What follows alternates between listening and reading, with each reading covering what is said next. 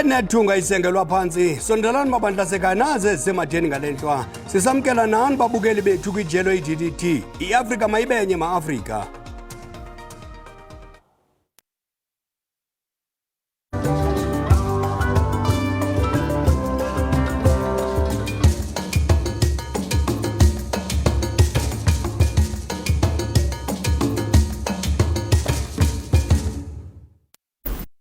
I am an African.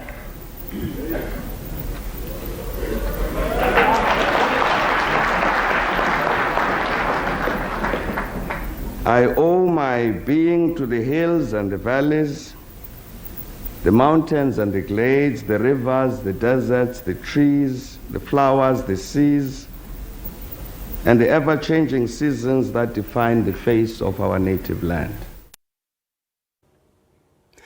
Umongameli Cyril Ramaphosa uyikhusela imeko yoMzantsi Afrika kumbhodamo weRussia neUkraine.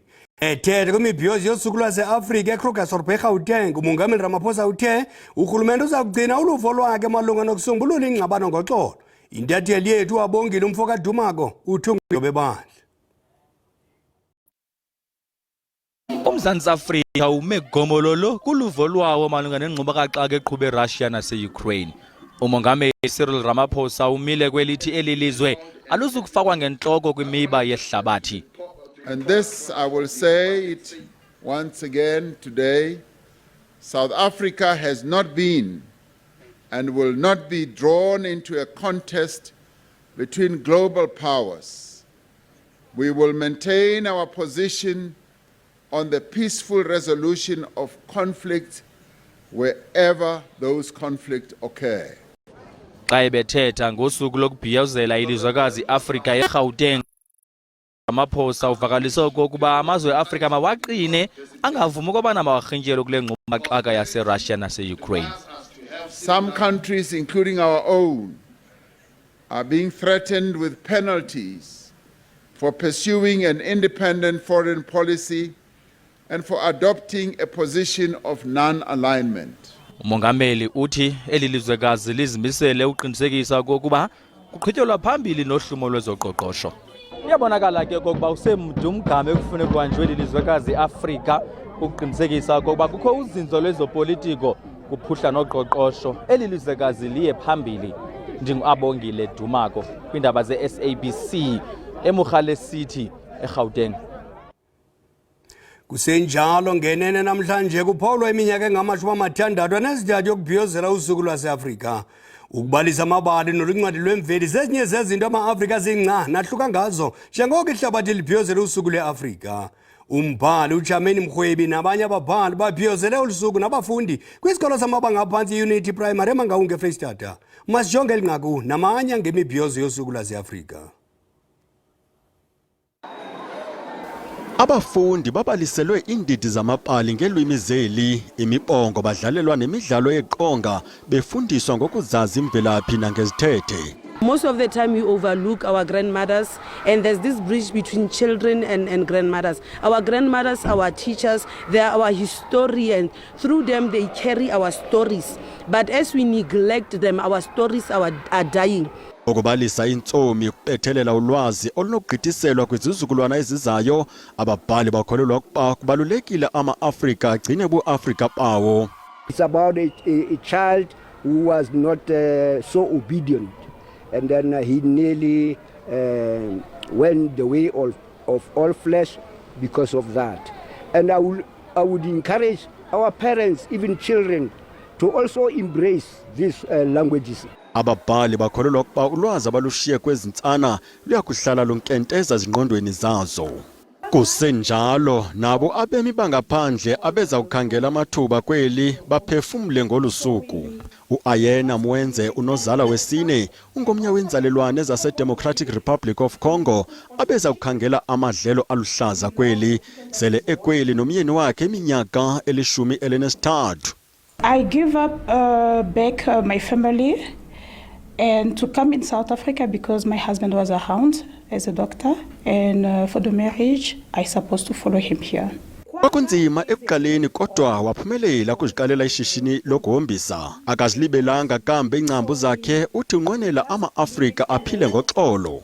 Now in South Africa, also life is very fine. At the beginning, it was quite difficult. uSam Kofi Ohimeng ona 43 yeminyaka inzalelwane yaseGhana sele eminyaka ilithoba kweli loMzantsi Afrika uthi Africa Day kuye ithetha kuzimela. We have our own, we do our own thing, you know, we go anywhere we want. So it's a great day for me, seeing my other African brothers and sisters moving around freely. I-Africa Day lithuba lokubhiyozela kwahluka kwama-Afrika nokuqaphela izithethe namathuba ezoqoqosho afumaneka kwilizwekazi i-Afrika.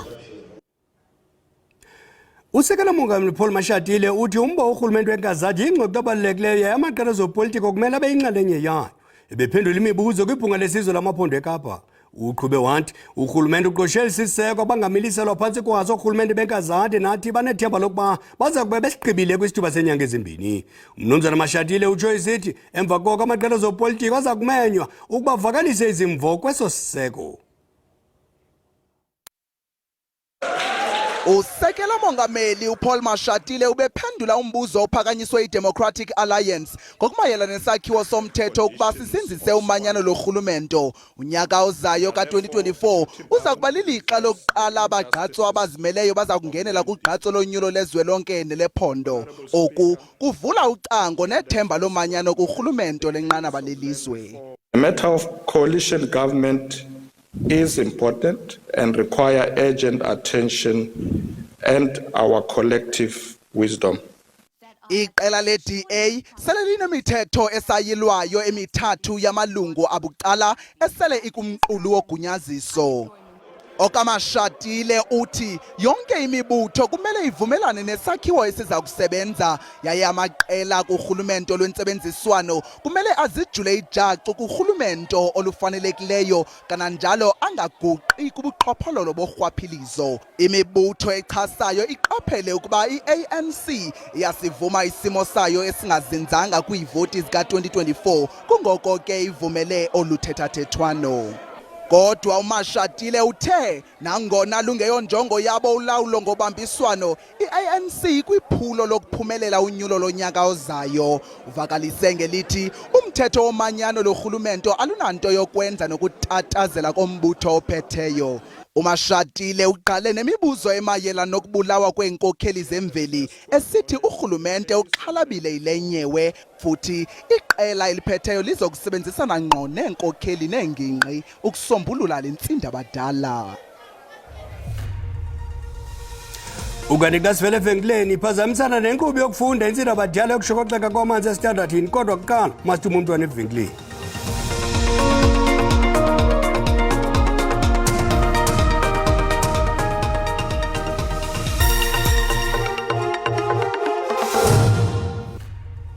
Sibamkele mbukeli kwindaba zethu siza ngqo kwikomkhulu le-SABC eAuckland Park emshishi kwanyama ipheli kuphela izinyo lendoda. Uyakwazi ke ukuzifumana ezindaba ukuphela kwazo kwikhasi le-YouTube ngokuba uthi SABC indaba zesiXhosa. Make siphinde sithi krwaqu kwinqaku elihamba phambili ngokuhlwa nje.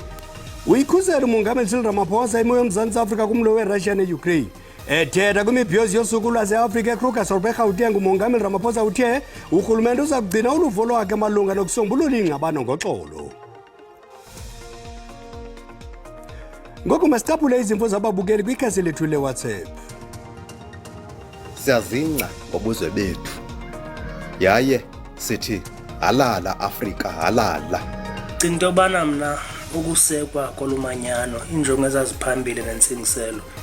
Yaye into bana kokho ubudlelwane phakathi kwamazwe aseAfrika. Umanyano luxhomekeke kuthi ma-Afrika. Kwaye futhi elizwekazi lase-Afrika lityebe kakhulu. AU icindezele kakhulu iAfrika mothi yabuka umnotho usaphesheya ilanguage namanje sikhuluma ilanguage engafani eAfrika sibe sabantu abanye engakusho nje ihlulekile mina. Mna ndibona into engazidlanga kwama-Afrika sisahleli kwilizwe elinje ilizwe elilawulwa ngonqevu ilizwe elimnyama ilizwe elingenamisebenzi. Ama-Afrika ngelibonakala kakhulu ukuba ngaba besinento esizenzela thina singama-Afrika sisodwa. Ngoku amatyeli amaninzi izinto ezininzi sizixhomekeke kulamazwe asentshona. Olu suku belingathetha lukhulu xa iAfrika ibumbene ngoba kwayona iAfrika ibumbananga kwayona ngaloo mazwe amabini namathathu abumbeneyo. Olu suku lundikhumbuza ngokuzingca kwizinto ezifana nolwimi lwam lwenkobe olusisiXhosa, kodwa loo nto ayithethi ukuthi ndibajongele phantsi abanye abantu abathetha ezinye iilwimi. Yenyuke nge-50 basis points inzala kwimali-mboleko yafikelela ku-8.25% ukuqala ngomso. Eli lelona zinga lokonyuka lakhe lakho ukususela ngo-2009. Irhuluneli yebhanki enguvimba umnumzana Liseja Kganyago ibhengeze oku ngale njikalanga. Lingaphi kwamashumi nani labantu abaphulukene nobomi ngenxa yesifo sotyatyazo ikholera ukutsho esihlasele kwingingqi yaseHammanskraal ePitoli. Isebe lezempilo lithi ziyi-179 izigulane ezingene kwisibhedlele iJubilee District eHammanskraal susele emini izolo, kuquka izigulane ezili-18 ezifundiselwe kwisibhedlele iDr George Mukhari Academic neSteve Biko Academic kwaseTshwane. Liyenyuka inani labantu abaphulukene nobomi babo ngenxa yesifo sekholera. Abangama-21 abaginywe sesi sifo baphuma kwiphondo laseGauteng, ngelixa kukho umntu omnye oswelekileyo ngenxa yesi sifo kwiphondo laseFree. Kungoku nje isebe lezempilo lityelele kwakhona kwisibhedlele iJubilee District ngelokuphonononga ukuba amanyathelo athathwe ngurhulumente uzokuthi kangoku kwinzame zokunqanda ukunwenwa kwesi sifo ayasebenza kusini na okanye kufuneke kuthathwe amanye amanyathelo.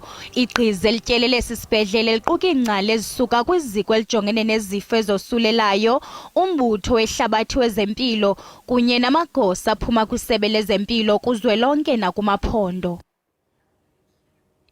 Kwiveke ezimbini ezidlule isikolo samabanga aphantsi iSt Augustine eThekwini siye sanyanzeleka sivala ngenxa kwindlela ezikhokhelela kwesi sikolo uku kusenzela ukhuseleko. Indle igcwele emaklasini nasezinkundleni zokudlala esikolweni iSt Augustine kanye nephunga elingabekezeleki. Lokhu sekuphoqe ukuthi isikole sivalwe cishe amasonto amabili. Lesikole sithi imizamo yokuthola usizo kumasipala weTheku kanjalo nakumnyango wezemfundo kwisifunda ilanga. Abaze bona bazoyibonela itamkoko babone bezwe nephunga bese sifaka ama-mask la esikoleni. Njengoba abafundi sebesemakhaya futhi bengafundi, abazali bakhathazekile ngokulahleka kwesikhathi sokufunda, kanti-ke abanye bakhathazekile ngokuphepha kwezingane zabo emakhaya ngesikhathi besemsebenzini. Khathazekile kakhulu, especially ngane yami yenza grade 7 lo nyaka. Mayenza grade 7 ifanele next year idlule kwesinye isikole esisha. Mayifike isikole ifika namala zathi lawo nje seku2 weeks sonke singafundi esingane esikoleni. uMasipala uthi kunabantu abachitha imfucuza ngokungafanele emapayipini endle okuyikona okholela ekutheni amathimba ethi aqalile ukusebenza la aqale 3 days ago azoqhubeka asebenze inkinga izisolveke. Into ekhona ukuthi la esitamkokweni kugcwele inhlabathi namatshe, so akuyona into ozoyi-unblocka kalula. Bayasebenza ke bayakuphuthumisa ukusebenza ukuze sikwazi isikole ukuthi sivume. Akacaci ukuthi sizovulwa nini isikole. Imizamo yokuthola ukuphawula komnyango wezemfundo esifundazweni ayiphumelelanga. Ezindabeni ze-SABC ngingunonjabulo Mtunga Makamu eThekwini. Kusenjalo ukushokoxeka kwamanzi kumasipala waseLikwa eMpumalanga kuphazamisa inkqubo yokufunda nokufundisa eStandardini. Abahlali batyola ngelithi abafundi banyanzeliswa ukuba bemke phambi kwexesha ezikolweni ngenxa ungabikho kwamanzi kwizikolo ezikule ngingqi. Abahlali batyola umasipala waseLikwa ngokuphansi ukubonelela ngamanzi. Lo masipala uyasokola ukunikezela ngeenkonzo susela ukutshintsha kwenkokheli emva konyulo lo masipala ngo-2021. Ukungabi namanzi acocekileyo kuphala phambili kuluhlu lwengxaki zobonelelo ngeenkonzo zabahlali bakumasipala waseLikwa eMpumalanga. Abahlali bathi ukushokoxeka kwamanzi akuchaphazeli bona kuphela kodwa kuchaphazela nenkqubo yokufunda. Esi sikolo sesinye sezikole ezichaphazelekileyo. Yenzeka ukuthi abantwana siba-release early.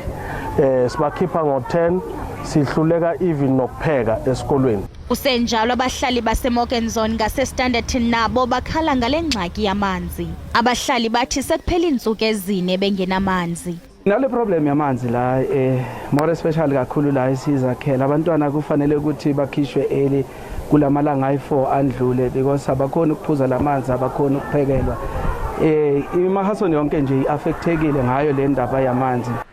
Ukanti umasipala waselikwa uthi iziseko ezingekho mgangathweni nezonakalayo zezinye zezizathu ezidala ukuba kubekho uphazamiseko kwinkqubo yokuhanjiswa kwamanzi. Lo masipala utyhola ulawulo lwangaphambili ngongalungisi iziseko zalo masipala ukwathi nengxaki yocimicimi wombane inegalelo kule ngxaki. Khona inkinga ye-load shedding ye-Eskom iyasilimaza kakhulu wena bhuti, ngithi ukusukela ku-stage 4, 5, 6 kwenza ukuthi singakhona ukuthi siphakele wonke umuntu amanzi ngoba kuma-high-lying areas akusi-easy ukuthi sifike lapho, and into esikhosele inkinga kakhulu kwaba ukufa kwamaphampu ayi-2 afa kanye.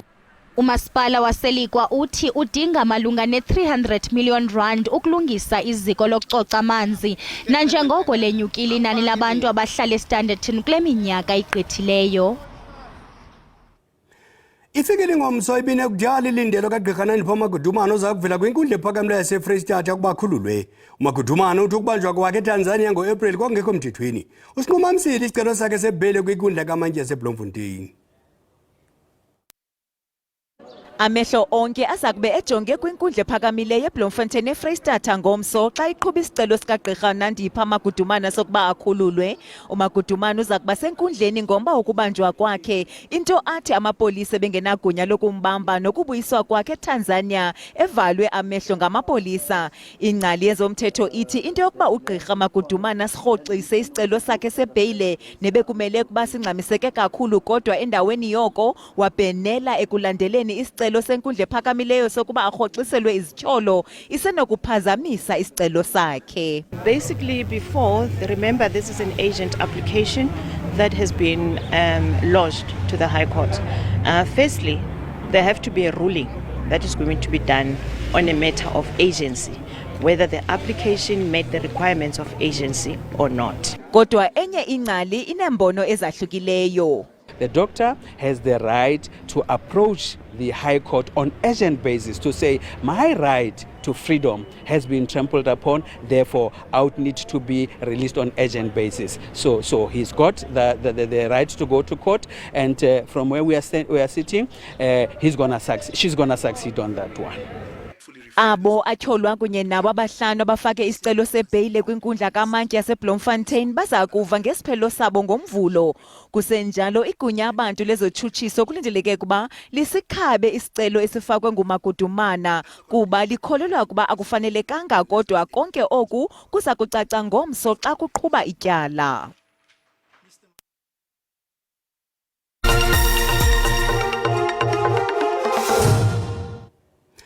Nanjengoko sekushiyeka insuku ezilikhulu ngaphambi kokuqala kwendebe yehlabathi kumbhoxo, umlawuli wombhoxo uRasi Erasmus usebenza ngesicwangciso sokukhusela le ndebe abayiphumelele eJapan ngo-2019. Njengoko enza kwiminyaka emine edlulayo, uErasmus uthi ujonge ukuba babuye nawo le ndebe kwakhona. iSpringbok siqala isizini ka-2023 ngokudlala ne-Australia ePitoli ngoJulayi kwi-Rugby Championships. Kamva ijamelane ne-Argentina eGauteng phambi kokuqala kwendebe yehlabathi. uErasmus uthi ukuplana ngokukuko kubalulekile. Common sense tells us if we plan well, if we play really well, in the second and in the last pool game. That's why I didn't want to mention names because there's certainly boys there that can play rugby in those pool games. But we play Scotland in the first one. And probably if we beat Scotland, a little bit more breathing space in the rest of the pool. Ngokuzithemba nakule indebe yehlabathi ngokufanayo kwiminyaka emine eyadlulayo, uCaptain uSiyakolisi wakhe wanayo intandabuzo kancinci ukuba bangabuya nayo, kodwa ekugqibeleni baphumelela. As a guy that has done it before, so we will probably give him as much time as possible because history has shown us that he's a guy that he doesn't need to play in test matches before World Cup, and then he can come in and slot in and he can produce performances. Iqela elimadoda angama-33 eliza kubheka eFrance liza kubhengezwa ngomhla wesi-8 ku-August. Phambi kokusithela nto zikabongo olusuku lokuzingca ngobu-Afrika bethu apha ekhaya sinembongi yomthonyama igatyana eliseze ngobuso elizweni uTola umchenge uLilitha Ntsundwana oza kugalela ngombongo enjenje abamlindile emdantsane echulunca ixhongorhe emlazi kwanyamazane ekhaya elitsha kwadwesi nakwilizwe ngokubanzi kanti emva kwakhe sinomakoti omtsharhaca okweguzu liphuma ekhazini ukholosa lubizi nemozulu umbengo omde uyawucima umlilo lahosha irhama ye-Afrika le mhlaba obemhle wambethe ngamasiko de wazala amaziko ayokoyoko ABC ndithi gqolo yagqobhoka ingqolo wigqogqa ingqumbo adleba amathole ngokudleba kwawo kwiinkundla ngeenkundla zelizwekazi iAfrika ndithi ilwandle zethu zidlala ngokwaneleyo ukwenza isankxwe esithi ma-Afrika mahle xwayani niqakatha uxolo imilambo yethu iyalangazelela incwina madoda ithi ntlanga ngeentlanga mazihlangane iimvaba ngeemvaba ziyavakalisa zisithi makuhlanganwe ngoba eli lilizwe lethu iAfrika apho umntu engumntu ngabantu apho kwaziwa khona okokuba isikhune esine asinakuyivuthisa imbiza apho kwaziwa khona okokuba intaka yakha ngoboya benye ndiyacamagusha